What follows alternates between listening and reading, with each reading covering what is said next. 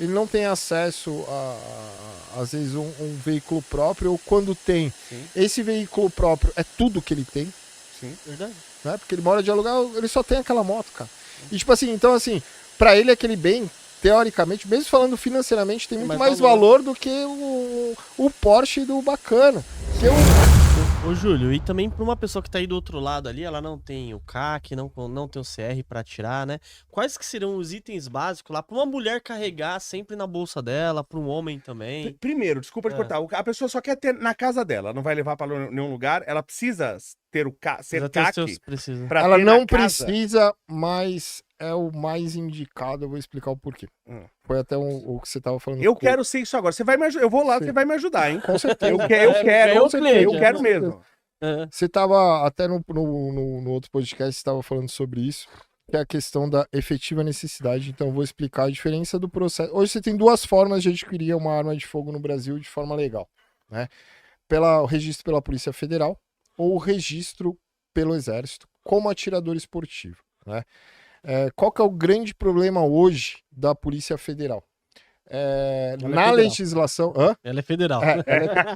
Exatamente, já começa por aí. Centralização do poder. Né? Antigamente, até antes do Estatuto do Desarmamento, quem trouxe essa obrigação para a Polícia Federal foi o Estatuto do Desarmamento, a 10.826, né, lá em 2003. Antes, o órgão que cuidava do registro de arma de fogo de civil era a Polícia Civil. Faz muito mais sentido. Claro.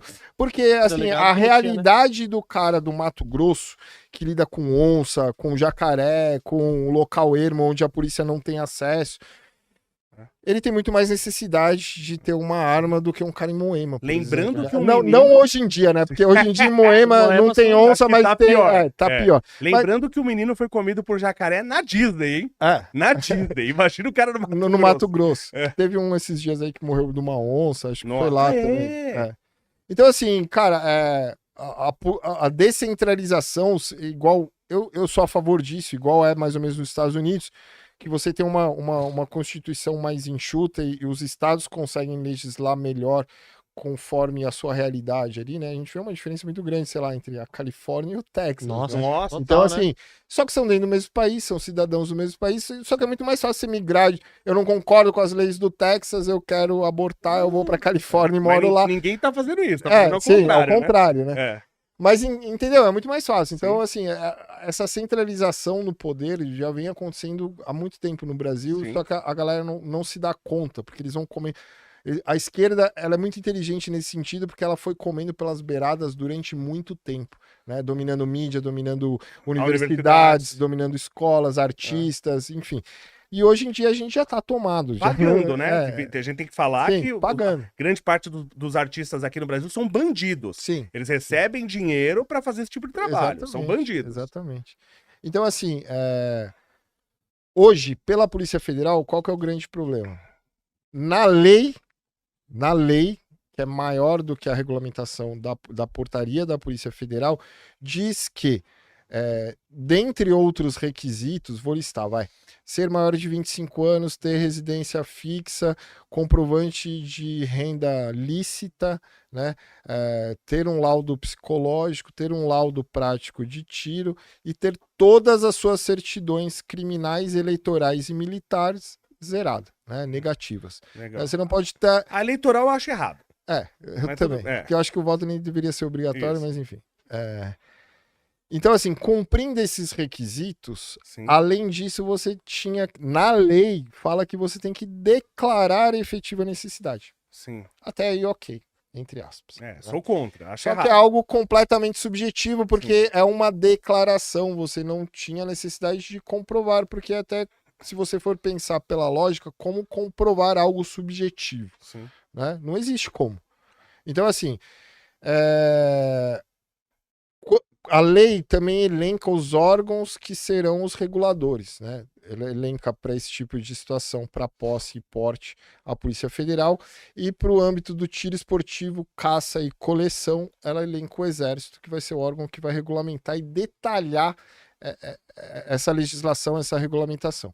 Então, quando a Polícia Federal detalha na portaria, né, da Polícia Federal, eles trocam o termo declarar efetiva necessidade por comprovar efetiva necessidade, que muda completamente o processo. Agora é comprovar. Agora é comprovar. Quando foi mudado isso? Isso já tem tempo, já. Foi antes do Bolsonaro, já era assim. Aí a manobra do Bolsonaro, que durante o governo Bolsonaro saía muito registro pela Polícia Federal, é muito mais rápido e mais prático do que o Exército, mas hoje não é mais funcional. Vou explicar o porquê. O que o Bolsonaro fez? Ele falou, tá bom. Por quê?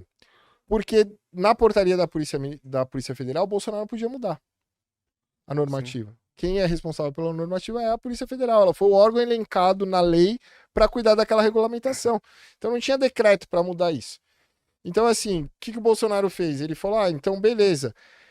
Fica comprovada a efetiva, ele disse em decreto, fica comprovada a efetiva necessidade para a posse de arma de fogo, cidadão que residir no estado onde tiver mais de, sei lá, 1.000 homicídios por 100 mil habitantes. Que são todos. Que são todos. Eram todos. É claro. Então, assim, ele acabou com essa discricionalidade. Sim. Então você só tinha que... Mas ele acabou por decreto, ele errou. Ele errou muito, em vez de fazer por projeto de lei.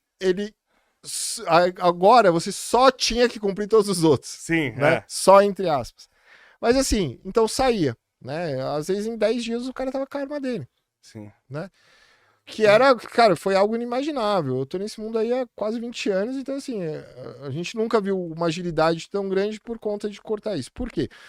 O processo do CR ele é um processo que, pela natureza dele, ele sempre foi um pouco mais burocrático e demorado, no sentido do seguinte: para que foi criado o registro da Polícia Federal ou da Polícia Civil, como era antigamente?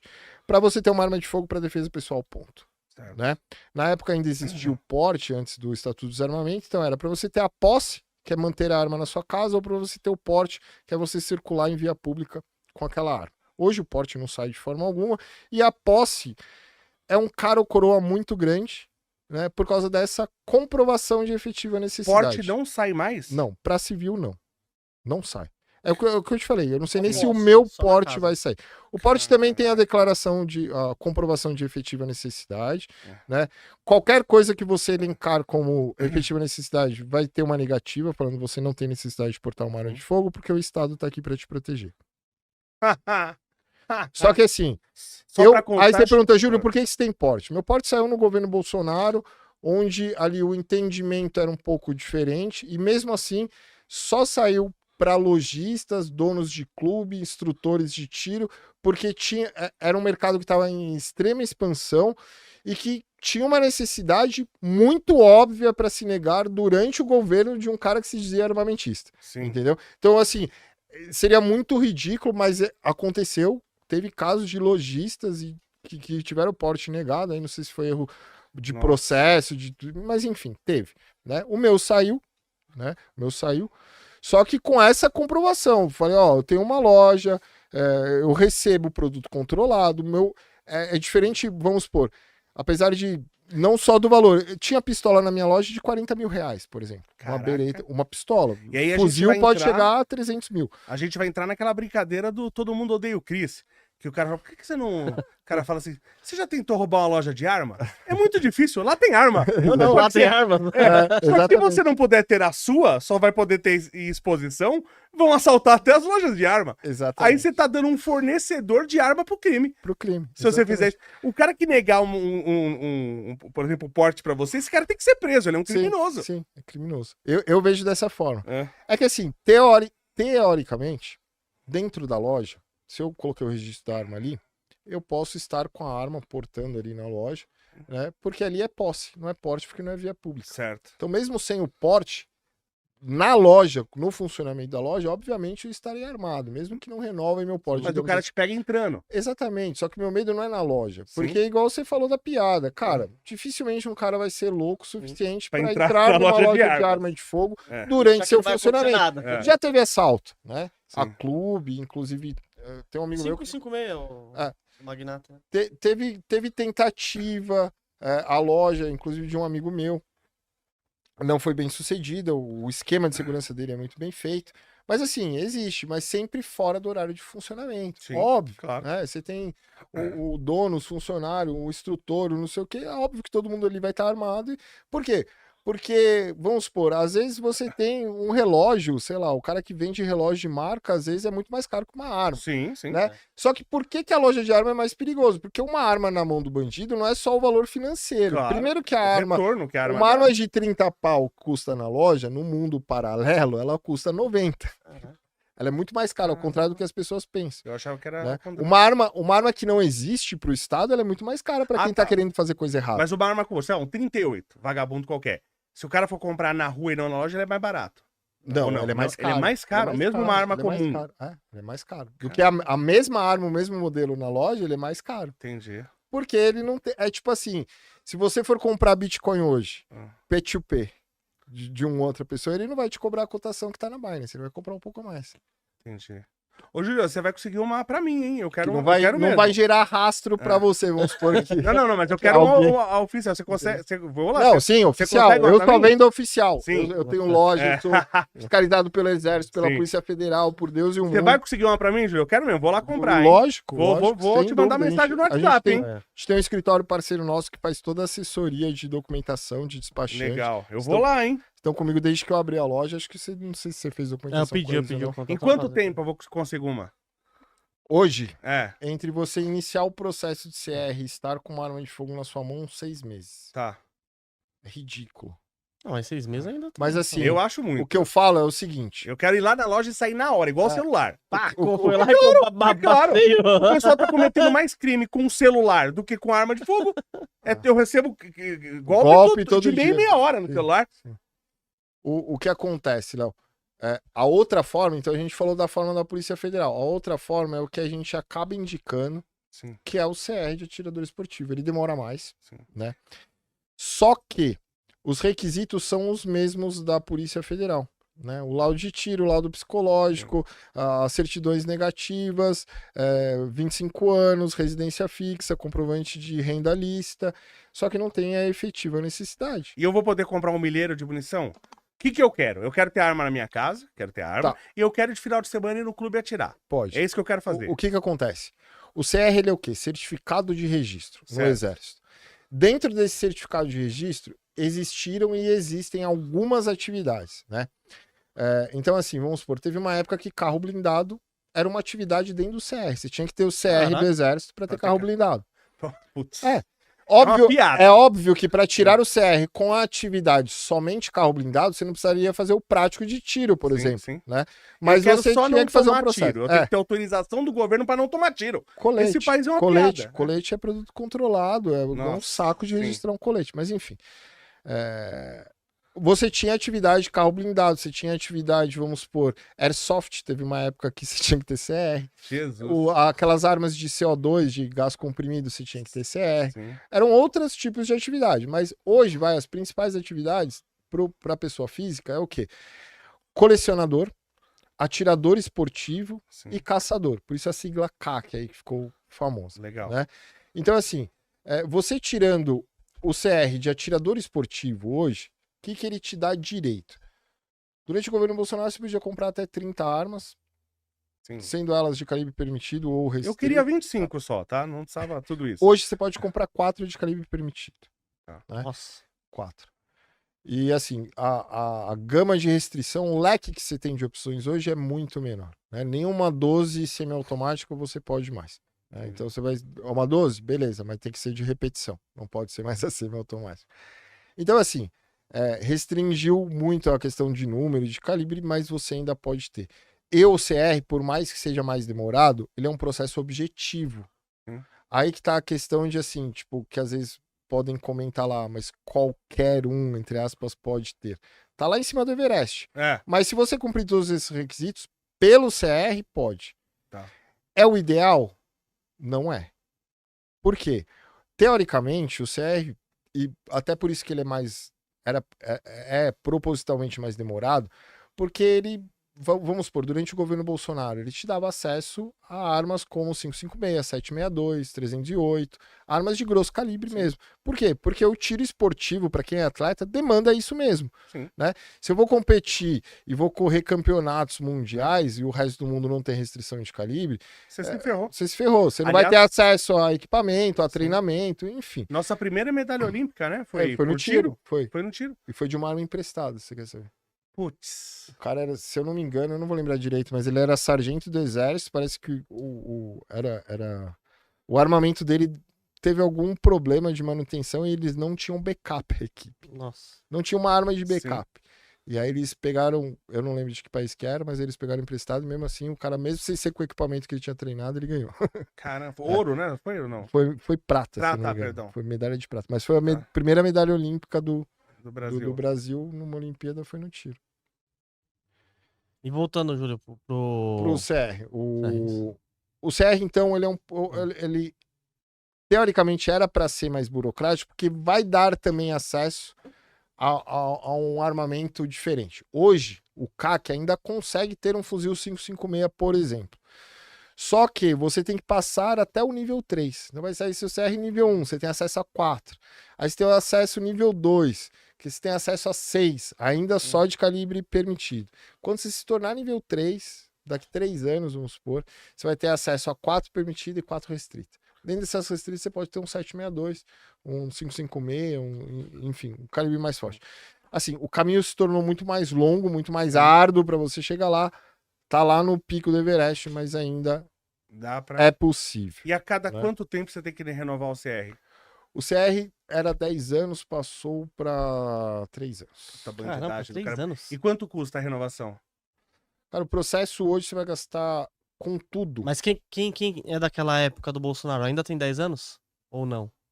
Tem que renovar antes? Não, vai vencer. Eles colocaram uma data de corte, independente de quem ia vencer antes ou depois, porque eles fizeram um bolo nessa nova legislação, que eles envolveram a legislação, a lei 10.826, fala que quem regulamenta e controla o tiro esportivo, essas 3 atividades, é o Exército. No decreto, esse cara fez o quê? Ele envolveu a Polícia Federal na parte do Exército também. Então isso gerou um rolo que nem a Polícia Federal, nem o Exército tinham essa sinergia, né, de como iam fazer esse trabalho em conjunto. São bases de dados diferentes, são sistemas diferentes, são pessoas... Enfim. Eu perdi o fio da meada.